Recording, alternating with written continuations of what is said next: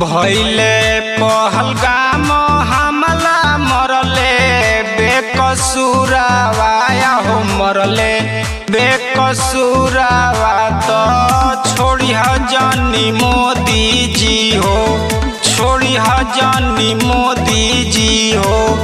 कौनो का सरवा हो या हो छोड़ी जानी मोदी जी हो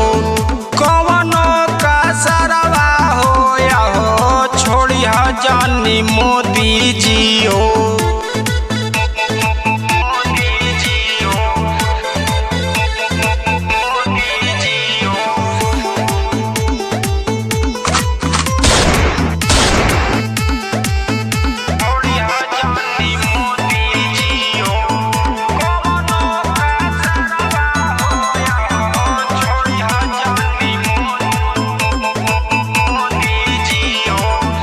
गोतिया बाऊ जड़ल केतना मंगिया धोवाइल मर गइल केतना जाना केतना घवाइल गोतिया बाऊ जड़ल केतना मंगिया धोवाइल मर गइल केतना जाना केतना घवाइल 7 मई कइले वीर ऑपरेशन सिंदूरवा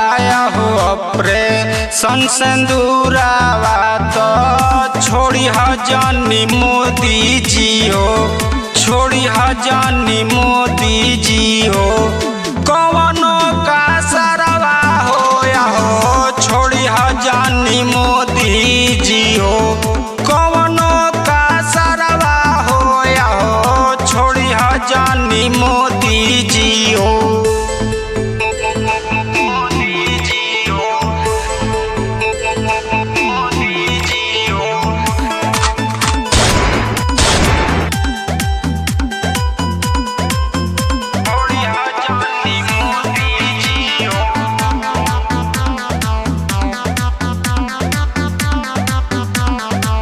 जय हिंद के नारा हाथे लिहले तिरंगा मिट जई है आतंकवादी जरी जई है लंका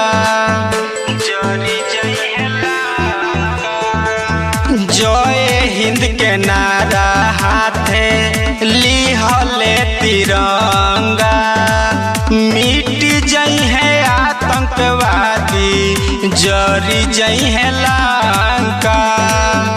इनकलाब नारा बोले शंकर गंवारवा हो शंकर गंवारवा तो छोड़ी जानी मोदी जी हो